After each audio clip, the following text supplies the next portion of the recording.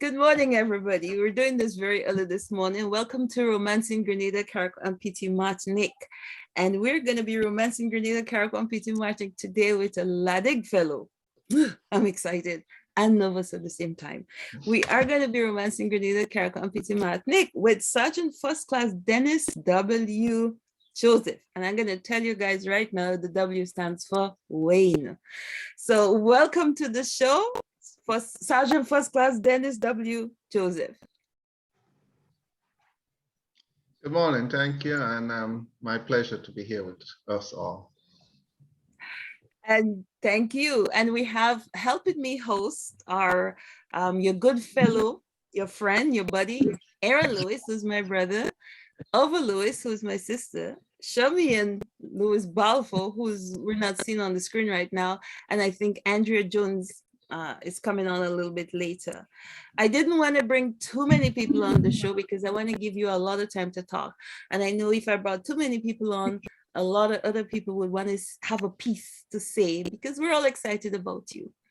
So I have your resume here, but I would let you tell me a little bit about what it is you do. You're employed obviously in the US Army. So tell us a little bit about your job and what you do.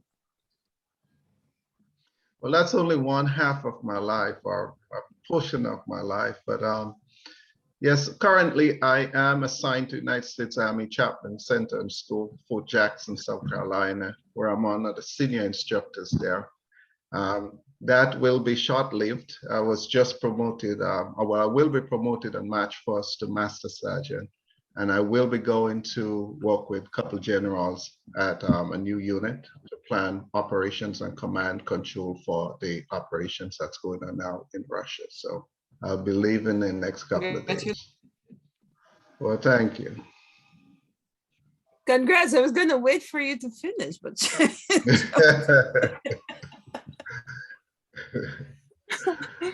so, you know, right, well, let me right away do this. I have a picture to show you. I was saying to myself before I bring in Aaron to talk about, you're from, let's say you're from Digue, mainly Waterfall Road in Digue, which I never knew was so steep until I went back home lately. We just used to run up and down that hill, run up and down the hill where you live. I think in the past they used to call it Red Hill, right? Where you live there, those football guys. Mm-hmm. Yes. So absolutely. You're from there. You have a brother, a famous Rastaman named Rastatusi, right across from you where the Rastaman had their house there. That was the first Digue Rastaman dwelling across the street from you. Yeah. You have a famous sister, Wivan. Her and I went to typing school together. And your family is big, but I mean, and you're the baby of them all. So I remember you're an Adventist, but I don't want to talk about how you became an Adventist yet because you and Aaron's going to tell us a little bit about that. First, I was thinking I had only one picture of you, and I'm going to share the screen now so people can see this picture I had of you when we came to New York. I think it was 1995 or 1996.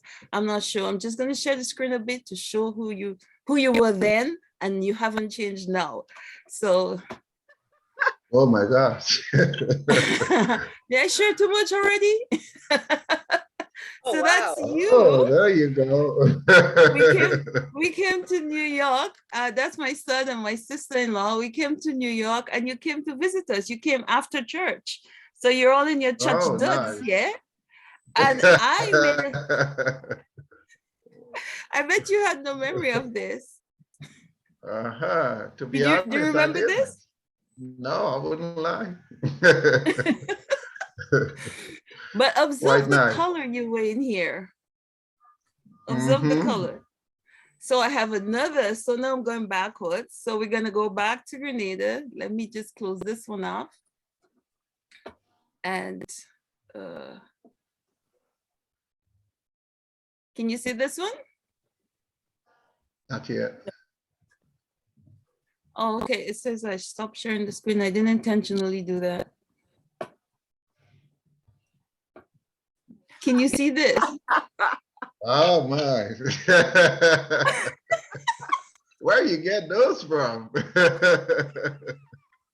Wow. Never knew I had this. I was actually Wow. looking for the New York picture when I found this. Do you know where this is? That's Montrose SD Church, and that was Aaron Leah's wedding. Yes, Exactly. our cousin's wedding. Ah, Can you remember that? We were in a wedding. I didn't know I had a picture with you in a wedding in Montrose. I can't tell you how we got there. I think I know the wedding. I think it was our cousin Leah's wedding. Yes, it was. And he's in gray again there too. He's in gray again. That's what I'm saying. I'm so yeah, you sure did. You see the gray socks even. Yep. Interesting. But I mean, and look, I mean, for me, I'm fuzzy, and that's my husband here, Glenn. But you, we can make out your profile perfectly. And I have to tell you, this was a professional picture. I think this is 1982. Wow. But this is what time does. And equipment and technology.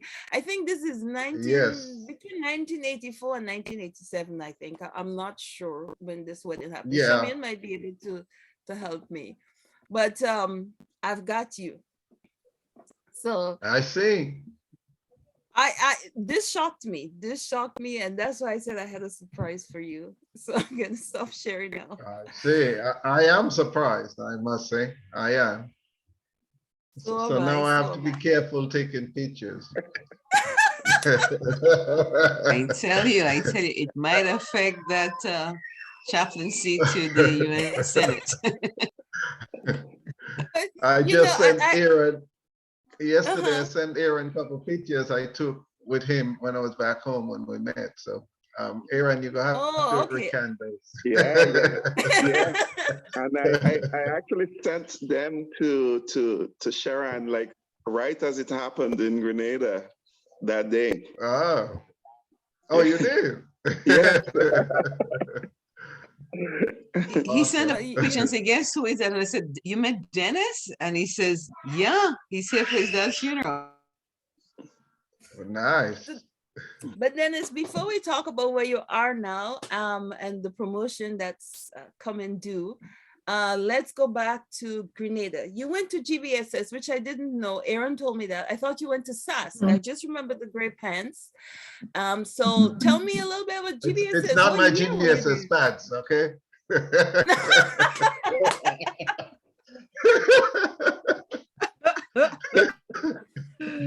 You know, back then we only had one, so no, that one's too shiny. It couldn't be. Right.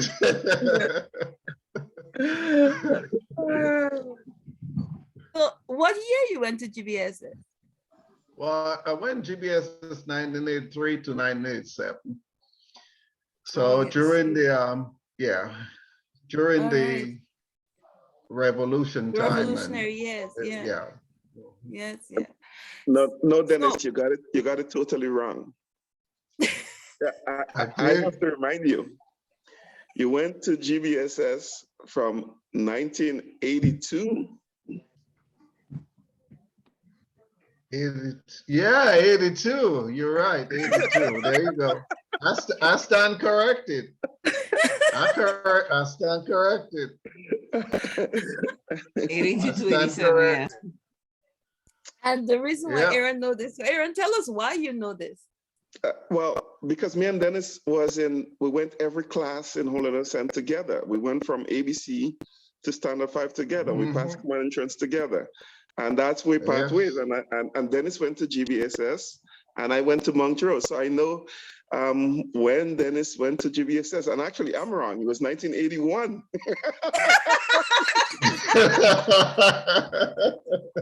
Yeah, I'm gonna get my calculator. Walter. Yeah, you guys, yeah. Because Sharon and we're gonna have to pull the archives from home. Yeah. Right. Yeah, Sharon and Denis was 3 years ahead of us, and they left in 79. Right. Okay. We went in 79 to high school. Yeah. Well, it's thereabout, right? Yeah, we'll just take a guesstimate right now because now I'm very confused what year any of you guys went to high school.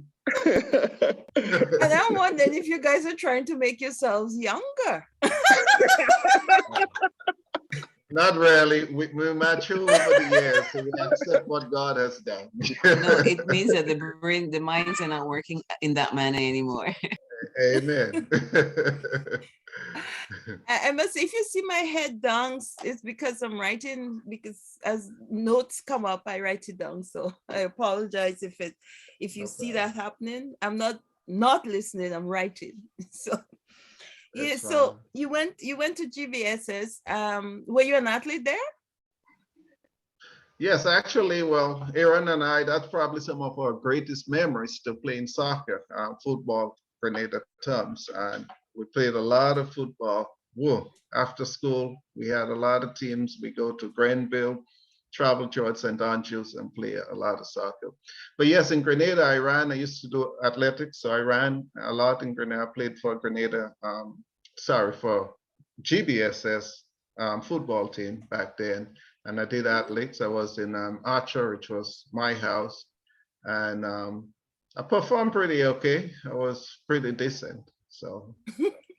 Let me just interject here too. I'm not sure if you and Aaron remember when you were trying to start a women's soccer team in St. Andrews, and you used to train us every Sunday for 2 hours non-stop. And that's when I realized I could have been a really great athlete. We trained for 2 hours non-stop. And at the end, we will do 100-meter run. And then I think I'll run my fastest because by then my muscles were so warm and we were doing so well. We had a few people, and then Grenada thought of doing their national. And I said, look at that. We could have actually started and become part of the clay, maybe the nucleus or the core of what Grenada would have called the first women's soccer team. And I remember going to soccer practice in Digue too in the pasture, but I don't know who was teaching it. Was that the one? Okay, I can't remember the girl's name. It was Denis, and we had Kathleen Hamilton. Okay, yes, Kathleen. And we had another tall girl. We had it was about 8 to 10 of us that were there on Sundays from 2 to 4. Or from 1 Was to that 4 the time when I was there? I was there? No, because I used to go, so you wouldn't have been home. No, you already gone. Right. And coming back to the picture, because I remember Denis being a child to me. So I would not have think Denis and I would have been in the same picture at all. Yeah. How did he randomly get to a wedding in Montrose? Right. You remember, well, I think he used to live in St. George's and Leah spent most of her time in St. George's. So maybe there's some relation between his mother and Leah and so on. Okay. Perhaps. And Denis has no memory of that. Honest, I don't. But so you're in Grenada, you're in GBSS. When did you become a Seventh-day Adventist? Well, interestingly, while I was in GBSS, I had a friend back then, you'll say girlfriend, Beverly, and she was, we were just very, very close. But she was Seventh-day Adventist and we talked a lot, and she actually convinced me in that sense to join. And I got baptized there in Grand Mall, St. George's. And that was history. I must interject because I was telling Deanne that story yesterday because I remember how the story was built, because was you and Murray? I don't know, you remember Murray? Yes. Yes. Yeah, It was you and Murray, and there was these 2 light-skinned sisters. And me and Jude used to like Karen and Nola. And they live farther up the road, but the 2 light-skinned sisters live right down in Grand Mall, like, you know, just by the gas station. And we bumped you up, you and Murray, in church one Saturday in Grand Mall, because me and Jude came down. I was just about to ask you that. Yes, I was about to ask you, did we not meet up in church up there? Yeah, because I used to go Grand Mall Church and all that. Right, but you weren't baptized yet. And then you know, we started talking about it, and then you come and you say, one day say, you know what, I got baptized. And I said to you, I said, Dennis, where you gonna go? Why don't you come join us in St. James? And then you joined us in St. James. So you used to come on the weekend and you know, to come with me and Jude to St. James. And that's how we started. Yes, after a while I started coming St. James and we had a nice little group going. Yeah, Great you memories. became the manager of a group. Yeah, so you had a music group going. But I mean, Dennis, you're a very determined guy. You're going to school, and I assume you're living in St. George's, right? Yes. And your girlfriend's there. That's why you got baptized. But Aaron and Jude, Aaron and Jude were able to persuade you to fellowship with them on Saturday in a rural church. Yeah. Because brotherly love is stronger than eros probably at that moment. Yeah. Amen. we were pals, you know, like we like when I say we all were good buddies, we were like real good buddies, like bona fide buddies. And then it had this disposition that we liked, you know, because I remember, like, if anybody would ask me who would most likely to be voted to be like a military professional or somebody in law enforcement, back then I would definitely say Dennis, because Dennis had this disposition where he was always serious about things. Like when we had to deal with something, I remember we had the soccer team, and we all decided that we were going to work to earn money to get uniforms. Oh, yeah, So I remember that.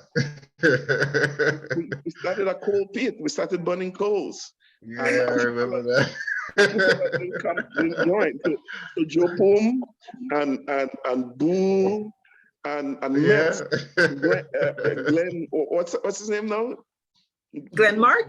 Glenn Mark. Okay. Didn't come and help us.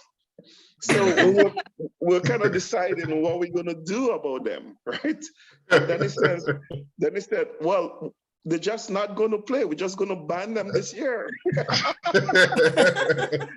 And we banned them. We never let them play that year.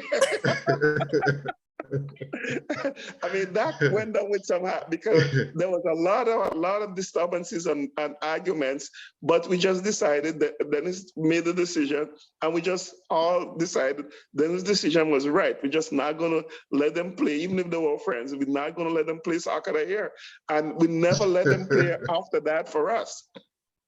Let me just add something to what Aaron said. Okay, Shamian's babysitting, so. No problem. It's well understood. Yeah. And I'll add the era, and I remember even when we used to train in holiness and in the pasture, and we got there, you all used to, man, you always serious about everything. Why we have to run 10 laps? Why we have to do this and that? You know? Yeah. There's always that, man, we got to train. Let's do this. No, you were always serious about it, man. I was about to say that, and even the way you walked, you had your shoulders back, like you were already military trained. You had a very, very kind of stiff walk, and I mean, that was who you were. You were always a process-driven person. So I'm not surprised that you ended in the military. I think you were born for that. You know, sometimes we were born with certain characteristics that kind of tells us where we're supposed to be, and thank God most of us get the opportunity to be what we were called to be, and I'm glad that you have gotten that opportunity. Well, thank you.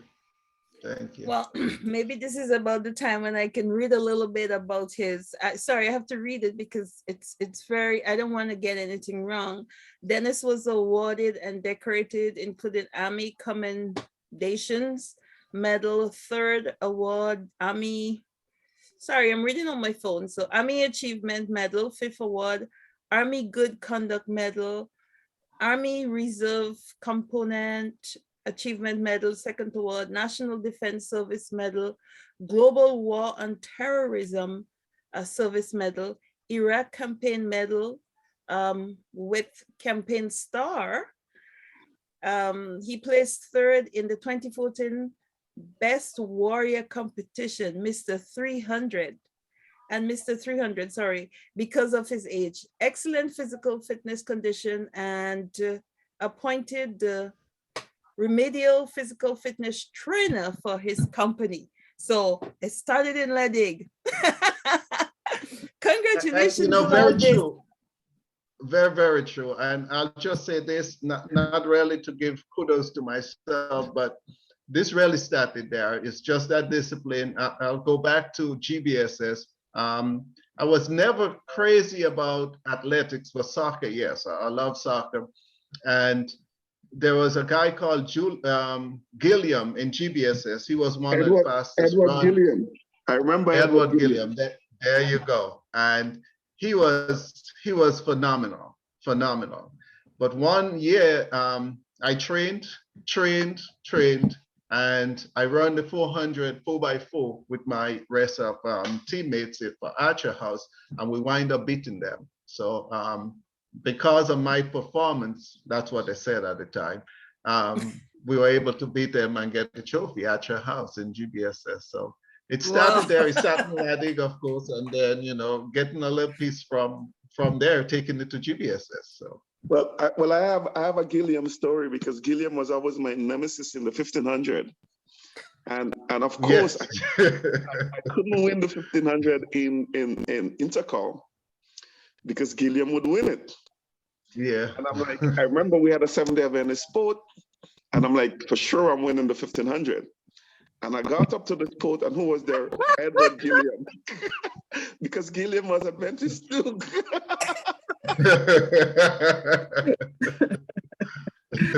You didn't know. That's amazing. So you're challenging Dennis, your brother, Aaron. Yeah. Dennis, can I ask, because when the American intervention happened in Grenada, there were soldiers based in Holy Innocent Pasture. They had a base there. Did that in any way influence you? Were you drawn to them? Did that have anything to do with you being in the military now? Yes and no. Not really. I think your sister captured it right. I always had the mindset, and she said, I think it's more internal, that spirit driving me to that type of lifestyle. So I had it in me. I always liked that type of lifestyle, and but no, they really didn't have much of an influence. I must say, however, when I was in St. George's during the invasion, there was this soldier I met. I was in Springs, and they came in Springs Pasture. They landed a couple helicopters there, so we'll go up there and talk to them. And of course, I got real excited, you know, talking to them, seeing this helicopter back there, and, you know, like, damn, this nice big plane, you know, how we behave like Grenadians did. So I was like, yeah, I better join the army. But I never thought of the US Army. I more thought of Grenada and doing stuff there. So in that sense, you know, for Grenada, not necessarily for America. All right. That's it. Well, it's still good to know, like, to be able to see if there was an association there. And then again, I forgot, at that time you were living in St. George. And Aaron, though, because I know Aaron used to go to Holy Innocent Pasture all the time to bring them fruits and stuff. So I thought you would have been with him at that time, but you were at the other end. Yeah, it was a trade-off back then. They would give us stuff. We would give them, like, you know, local fruits, and they would give us like the MRIs or whatever. Yep. MREs. Yeah. Yes. Yeah.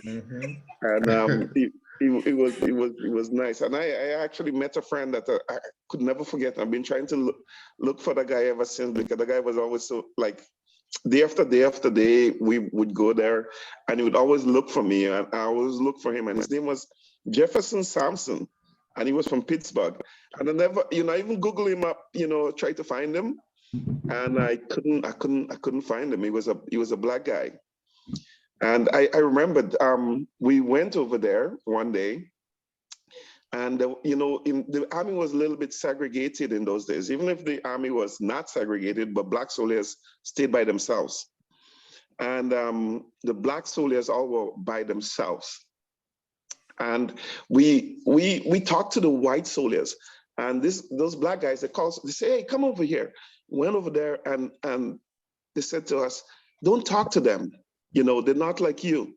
So being a Grenadian, we didn't understand racism and this type of stuff, right? And we were like, what do you mean? Like, and Jefferson explained to us, he was like, you see, we over here, he says, you come over here and talk to us, you our people. And he said, as soon as you go, they would talk behind your back. You know, they don't look at you the same way like we look at you. And the whole picture of the realism of racism just became vivid to me, because I remember my mom was trying to explain to me when I was a kid what racism was like in South Africa. And then I never understood that happened in America. And I put the whole thing in perspective really quickly. So this guy became our really good friend and became my really good friend. And I would bring stuff for him, and every day he would look forward to seeing me. I would look forward to seeing him.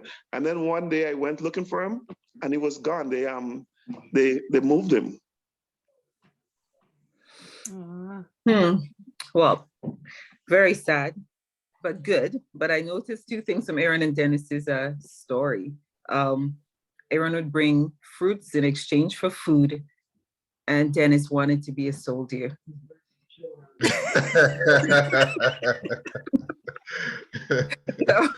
Which explains, so I'm not surprised the paths their life has taken. That Dennis is a soldier, Aaron is not. Well, it's not that Aaron is a chef, but it's not that Aaron is a chef, but Aaron cooks and he likes to entertain with food. Yes, so it's good. Yeah, so it's very good to have childhood dreams. Because some of them role models. and role models. Yes. It is indeed. One question for you, Dennis. When you migrated to the US, did you have the thought of becoming a pastor and eventually going to the military? How did you do one and then tie to the other? That's another interesting part of my young age or church age. I always wanted to do ministry. I always wanted to do pastory as well. So in fact, when I migrated to the US, my goal was to become a pastor minister. And eventually, after a couple of years, I went to Trinity International University, studied ministry theology and graduated there. Then went back, did my master's in theology and counseling. And I don't know if you know, I pastored in New York for a lot of years and run a ministry there, very successful actually. We had a lot of youths, we had a lot of older people, and ministry was growing. It grew probably from about a couple of hundreds to thousands of people. And we probably had about 5, 6 pastors within that ministry until I left for the military. So yeah, I had that passion, I had that desire there. I got ordained there and licensed and everything in New York for ministry. And it's great, it's something I really enjoy. I think the greater part of me that I can say one thing. When you were the manager of a singing group, you took it seriously as it was a ministry to you. I remember you always say, I am not the greatest singer, but you guys don't sing really well right now. You guys,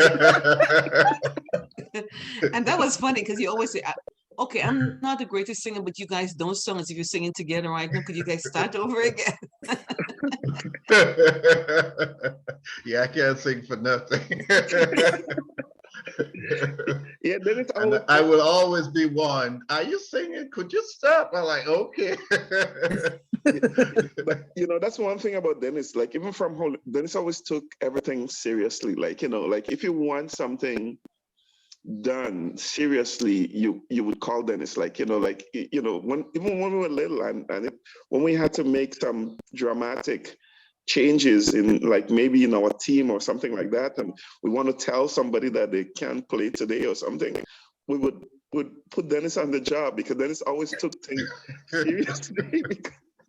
And I think more than that, your peers respected him for that, so that's why they listened to his words. So yeah, so you always commanded respect. I think too, because Dennis has a calming, soothing kind of low tone, no anger kind of demeanor and voice. So I think it's easier to ask Dennis to chastise someone or cut them off the team because Dennis wouldn't go, Dennis would come, you know what? I don't think you're playing very well today. Maybe another sport is good for you, or maybe you didn't show up to practice. You know, this angry kind of guy. So I think it's your demeanor and how you speak probably. I agree with that because I can't remember once I saw Dennis get angry. Yeah, like, you know, but Dennis would handle this thing so diplomatically, and, you know, we never had to deal with it. But, you know, so that was one of the really good things that we had with Dennis, because, you know, Dennis had this position where he made people feel comfortable, even when he's giving them bad news.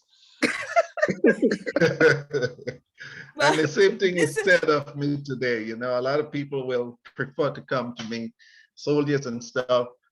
Working in ministry, I got, you know, people who, you know, need to be talked to, and they let me do the job. I don't know, I guess for what you all say. So I could see some truth.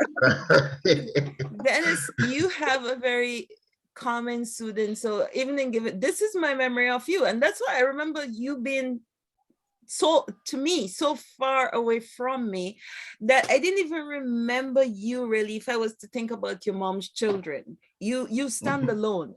You're totally different to the rest of your siblings. That you were almost hidden. It's like a yeah, I was the only one who used to go to church. You're right. Yeah, and the only time when I really got to know you were a sibling of that family. Even if Sandra and I were in the same class and we were best friends and all that, I can't remember seeing you at home. So I'm assuming it's because you were so quiet and always by yourself or something. Is when you started coming to church. I recognize you're Sandra's brother, but before that, I never knew that. I never saw you around La Digue until you grew up. And so, and part of that is probably because it was everybody St. knew George's Cock. High School. Oh, Yeah, okay. Cock was well known. Cook was well known. Terrence was well known. They were all known. Yes. You're right. They I'm the only were one boys around kind with of the Digue. But you were always very quiet for it, and you had that introspective look, like you're always thinking more than you're saying. You walked very quietly, again, ever since with your head and your shoulders, and like you always were thinking. So maybe you had a lot of great thoughts going on. Who knows, maybe sermons, but you were doing a great job, I guess, working on yourself internally, which lead you to having all those checklists in regards to the way you treat people, the way you speak to people, the way you regard authority, and the way you dispense authority, more or less. And so that has served you well now, I guess, in your, well, brought you maybe, and now still serves you in the position that you are in the military, which is great. Tell us what. Oh, question. Sorry. Oh, actually, it was I was going to ask you something about this transition, but answer that after Dennis. You transitioned into the military. Like what sparked that? I don't know if I missed that probably.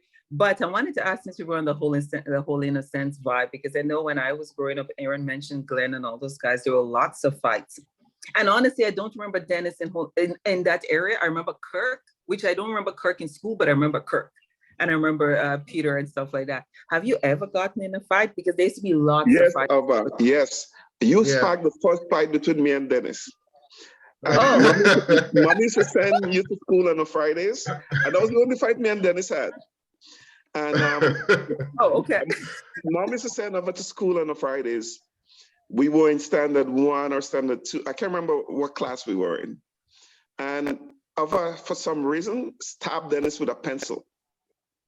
Did you remember that? Not quite. Slightly familiar. I don't know what reason I had to interact with Dennis, but she stabbed Dennis with a pencil.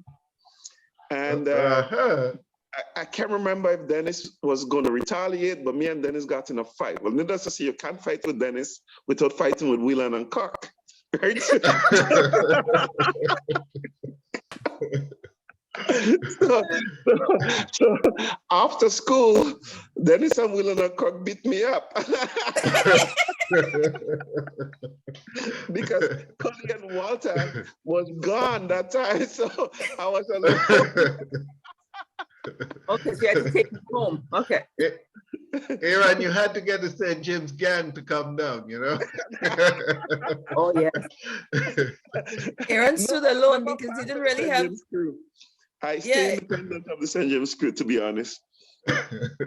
Well, I'm Yeah, happy actually, I was already vindicated. actually, I remember one fight in Hunus, and I was always reserved. That's true of me, and I was quiet. And I remember we used to be here and below the mahogany tree in the graveyard playing marbles, and we were there playing marbles. And I'm trying to recall his name. He's from Union, black guy. He was a little bigger than us. And he come and grab all my marbles. Leroy, there you go. He come and took all my marbles. And he used to bully me. Yeah, that's it. He used to bully me. And then one day I snapped. And I let him have it, and I knocked him straight in his mouth, and he fell. And then, of course, everybody gathered around and they say, yeah, you've been beating him up a long time. You've been harassing him a long time. And then so I had my little crew, if you would, everybody say, he always quiet. He don't bother nobody. Why are you messing with him? So I got my little revenge and defense there. From that day, he never bothered me. And interestingly, I had the same thing in GBSS. There was this guy called Roland, and he was bad. He used to fight with teachers and do everything. And we had detention one time in GBSS with Mr. Ashby. And Roland take a rock and knock Mr. Ashby out. Hit him in his jaw and knocked him out. And after that, Ashby put the whole class on suspension for like a month. Every day or every couple of days, we were on suspension. So we in the class, and Roland, being the bully, was from St. David. And he just been badass again, coming and harassing me, and every day harassing me. But the teacher used to let us go one by one based on if you finish your homework, if you're quiet in class, and he always the troublemaker. And one day leaving class and hit me pow behind my head. Like, damn. He wrapped me, he gone. I sat there, fight the chairs and stuff, I leave. Say, all right. And then I sharpened my pencil the next day really good. And when the teacher told me my turn, I drive the pencil straight in his hand while he had it on the desk like that. You learned that move from and I left to run out. Yeah, you learned that move from Uncle, and Yeah, that was the practice. that was the other move right there. That was the other move right there. And when I tell you, he never bothered me after that. Never bothered me after that. So thanks, Harvard. That worked.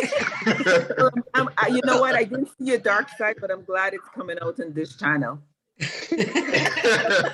but I'm glad that you show two sides of yourself. But one, that you are reserved enough not to take action, but you know when to take action. That people need to know that there are boundaries, and they need to not be I guess always stepping into people's boundaries. So you know when to say, okay, enough is enough. So you could stand up for yourself. So you can actually teach people, hey, I used to be one that was bullied, but then I learned how to stand up for myself. In fact, Absolutely. I could. So you can do that too, which is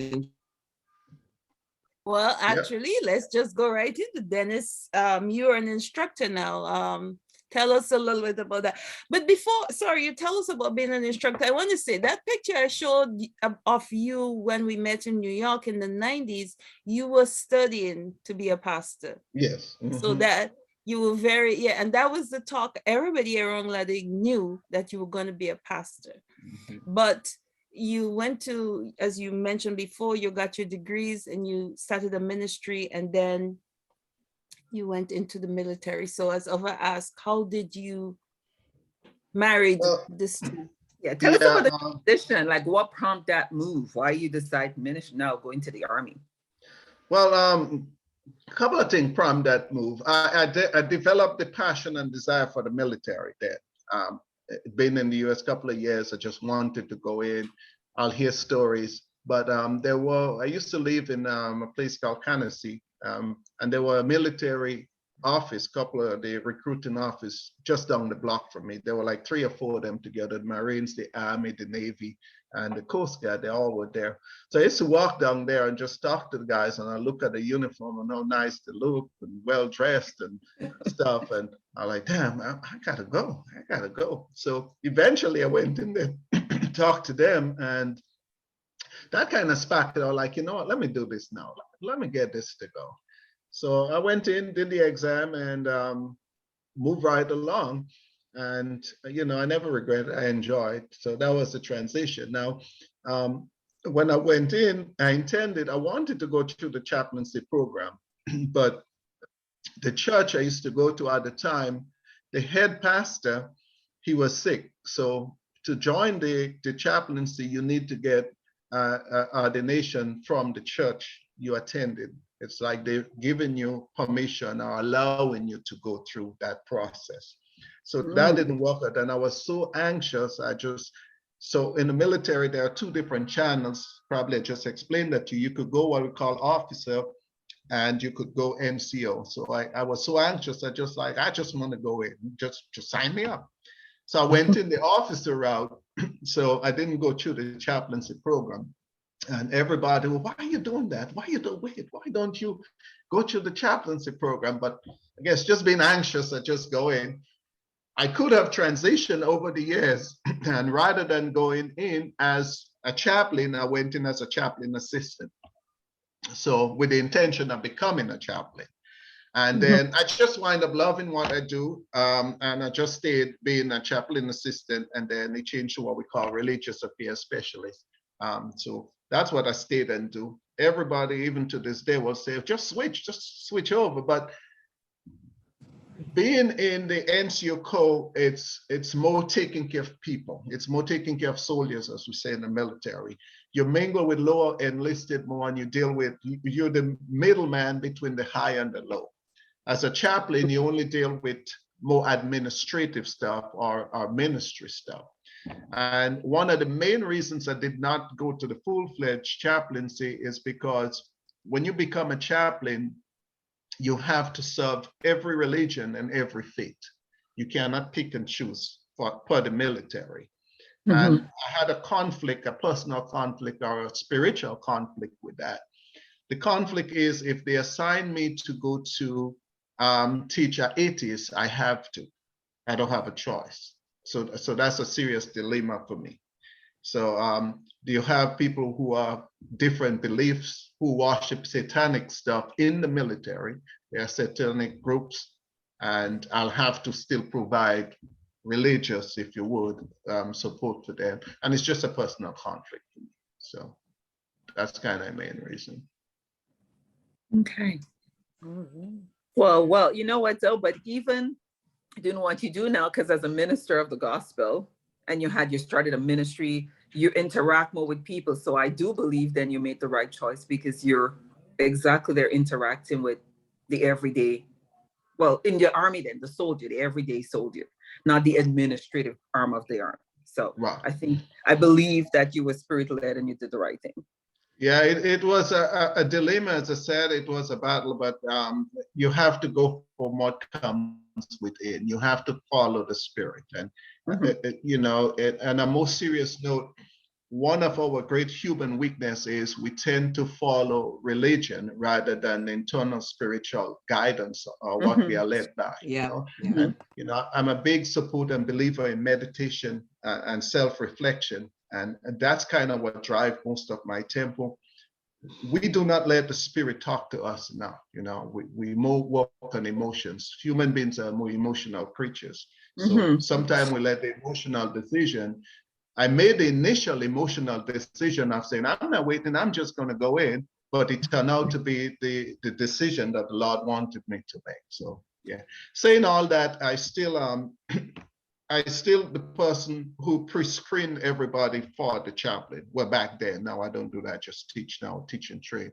But back then, as my job initially, I'll be the first person they'll come to, we'll pre-screen them, do pre-counseling, and then give them referral either to the chaplain or either to a psychologist or whoever, whatever they need in that set. So that was my role and function. So I'm going to ask a question. You don't have to answer if it's going to compromise you in any way. You did serve in Iraq. Yes, Iraq. And there is war looming about now. Is there any possibility of you being moved around to an active location? Well, with the military, because you're an instructor now, right? Yes. There is always possibility of moving. In military, you get a moment's notice and you gotta go. So you are at the mercy of leadership. So yes, there is, but it's very remote right now. Very, very remote. And I just want to go back to one thing I think is important.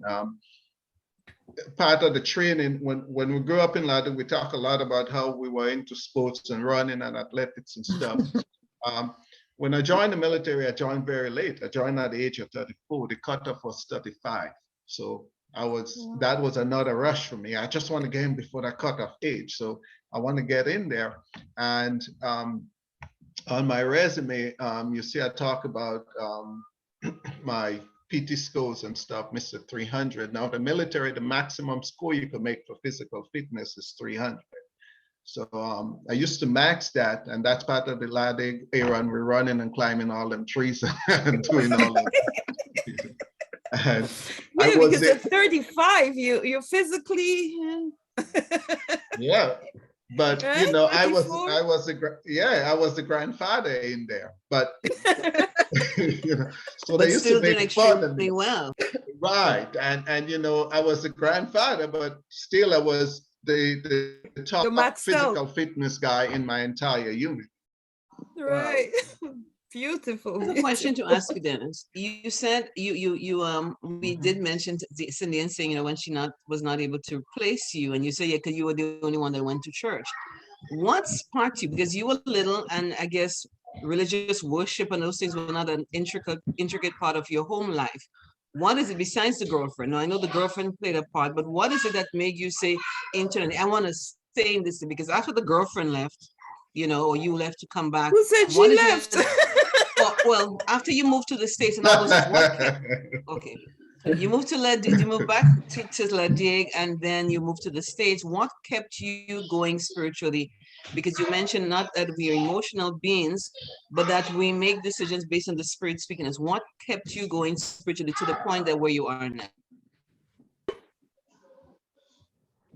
Yeah, well, when I was home, you know, I had a passion for ministry. I developed a love for it. And again, I think it's more the Lord leading me to ministry. It was not just me just wanting to do something. So that internal blessings came from God. And that drives me, not so much, you know, we talk about the girlfriend, yeah, influence you, but I had a desire and a passion for ministry for God, and that just gets stronger over the years. And even in, you know, in challenging times, what I believe and see the Lord have done for me, it reflects on my faith and my commitment to Him and who He really is, you know. And sometimes, as I said, we don't really see God for who He really is. You know, sometimes we talk God, but until you're in a crisis situation, a real tough situation, and you put your faith in there and you see God come to you, you kind of really know who He is, if that makes sense. Yes, it does. Amen and amen. We have a lot we could have talked about, but I promised you it was going to be half an hour, and now we're on the hour. So, and I know you're a very busy person. You had to slot me in. That's fine. I don't know. That's fine. I'll say one more thing. My whole military experience, Aaron talked about the soldiers, and I just want to bring that point out.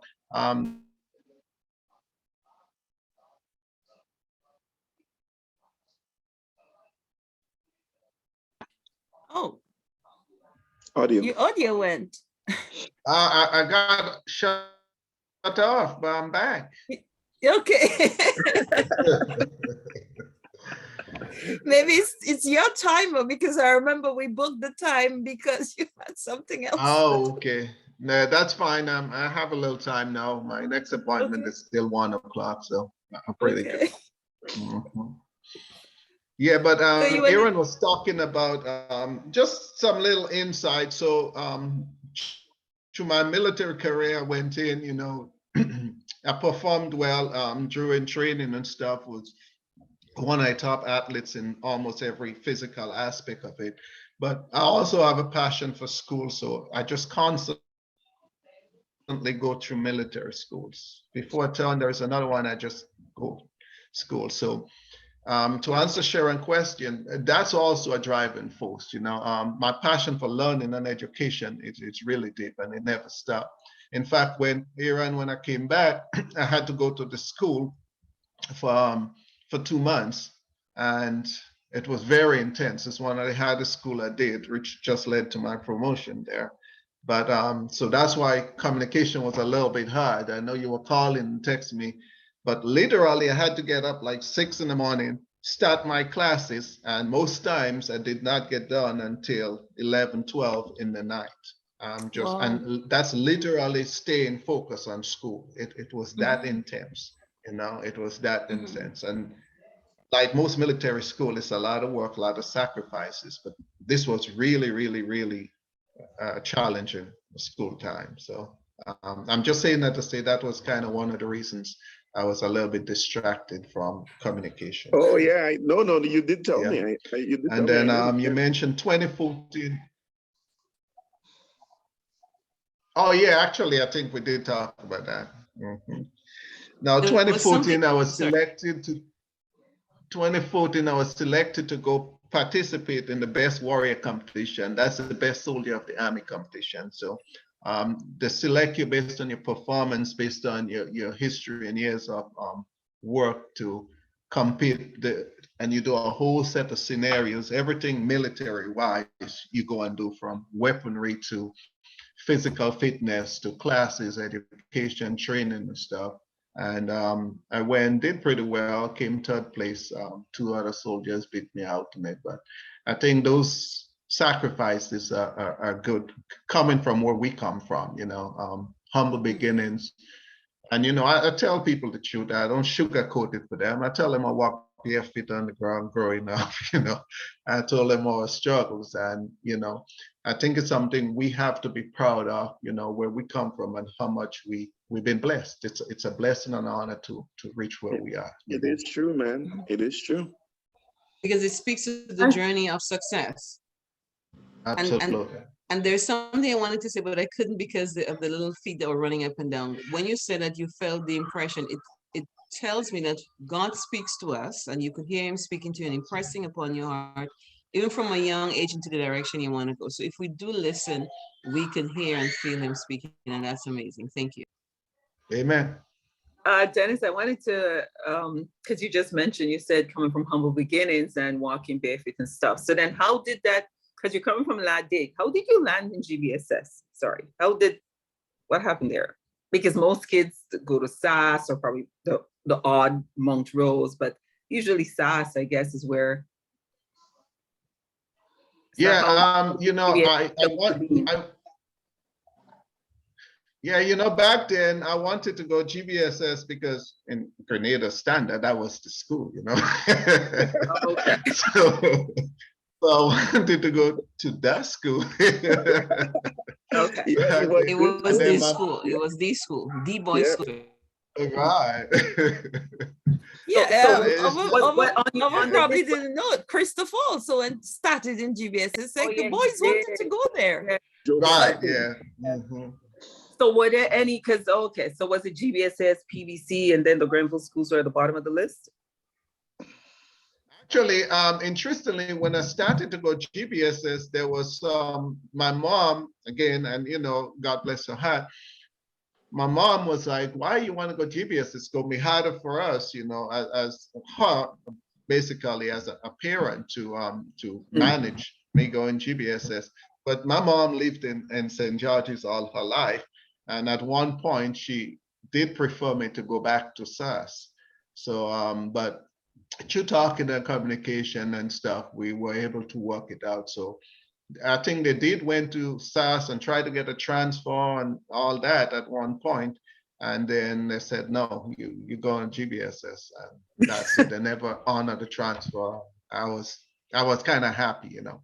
Because you know what, your heart wouldn't be transferred because you still be a GBSS boy at being at SAS. Your heart wouldn't be transferred. Amen. Amen. But and I must say, as I said, I can't remember you being a kid running bare feet. What I remember is those shiny black botinis, Giorgio botinis. It's like you used to grease it. It was polished and greased. The era of the Giorgio botinis. Yeah, I remember the butties. In fact, you know, Dennis, the that word walk from Giorgio Ladding to Bettini. St. James, you know? Yeah, man, you had Yeah. to have the butty, you had to have the butty, you know? You step through, man. You had to. So Dennis, true.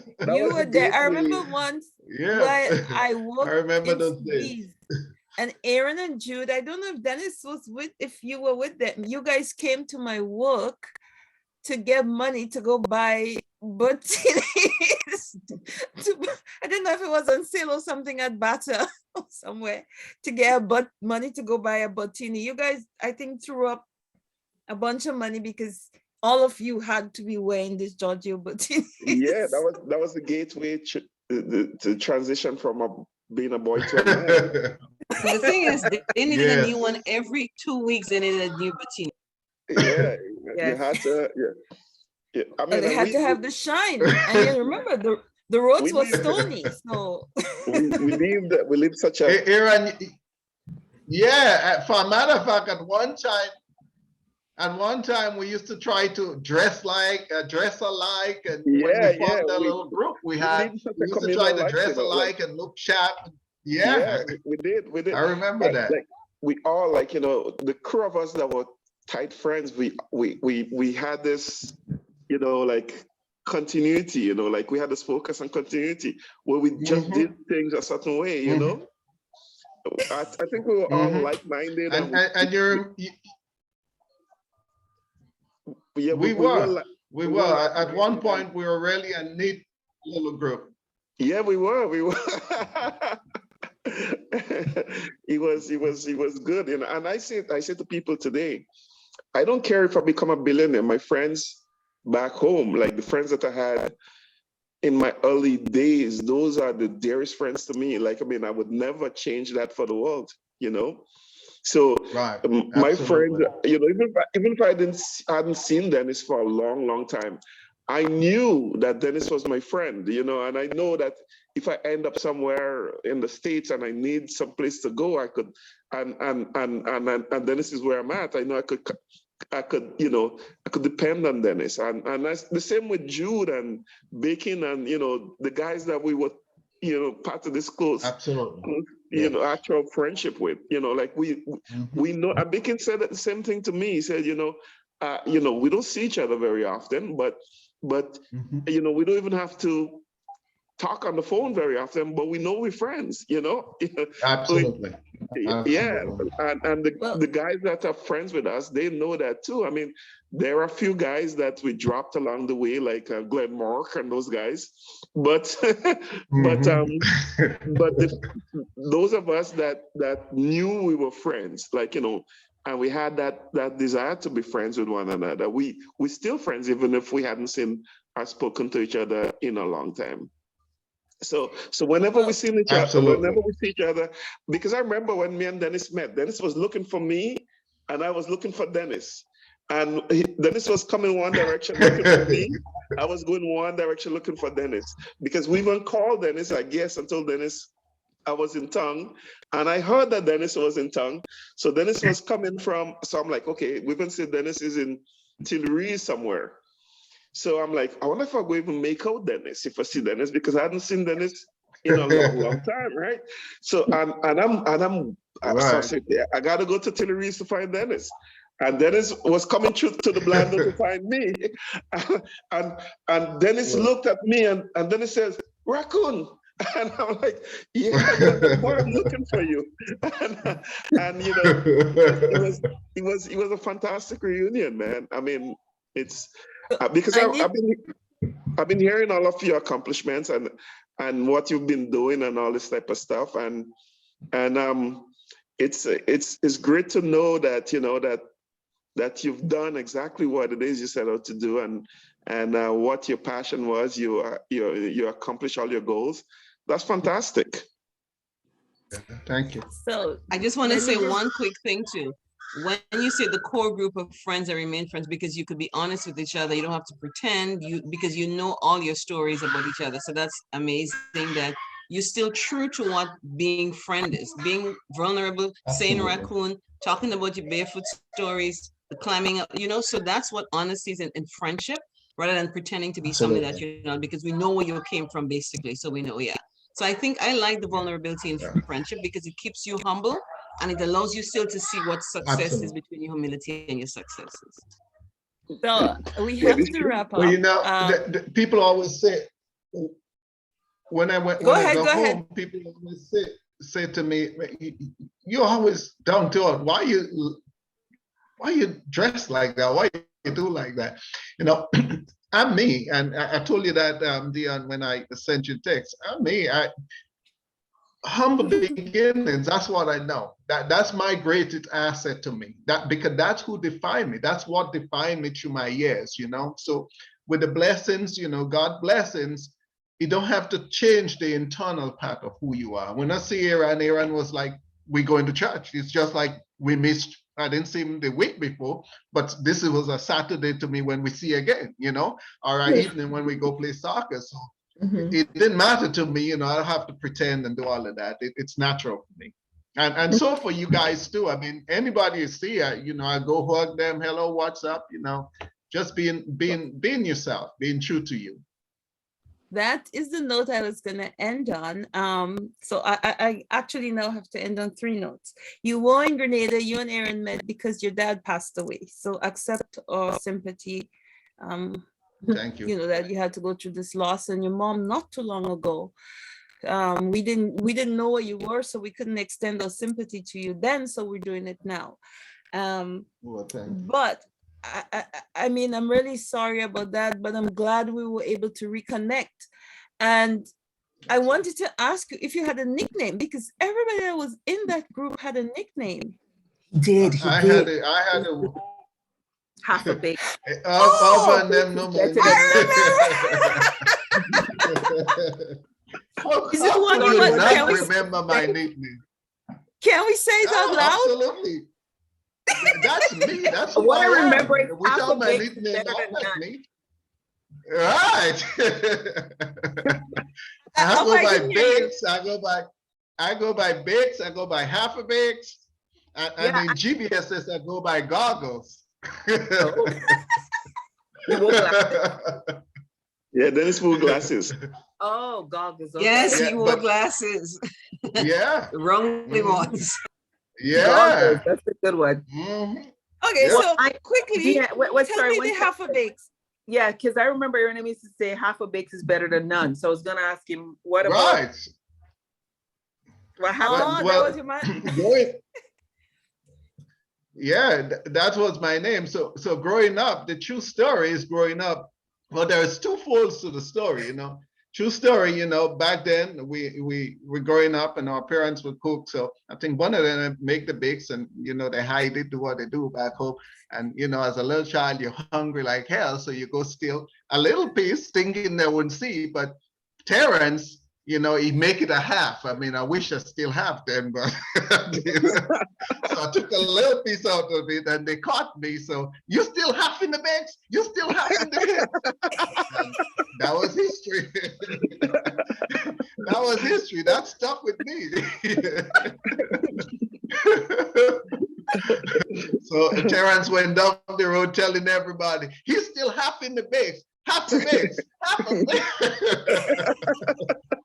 And you turned it into something positive, that half a bakes is better than none. Right, and then, you know, you get the whole story. You get bakes, you get half a bakes, you get quarter bakes, you get. But I like the spin you put on it.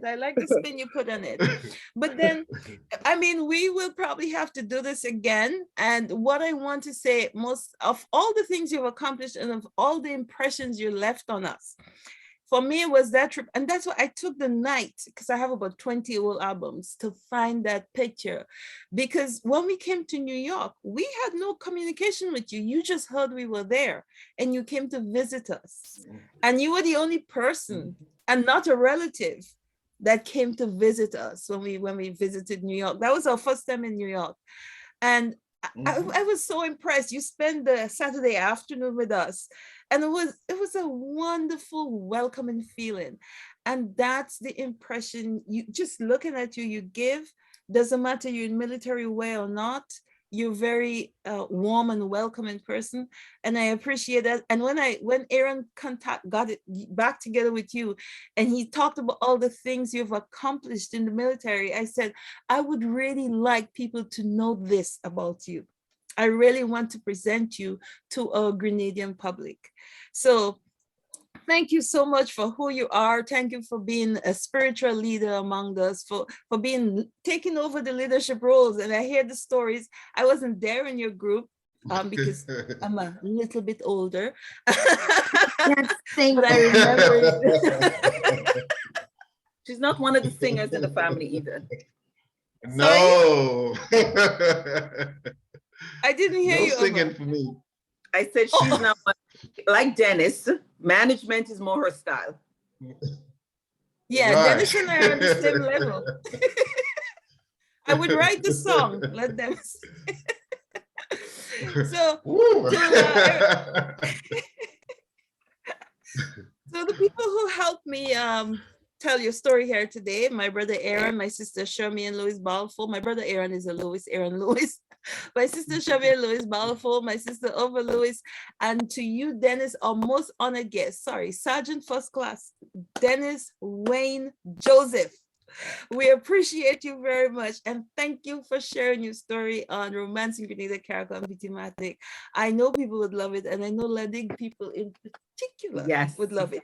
And the GBSS people will be happy to hear the GBSS stories as well. So this is a national one.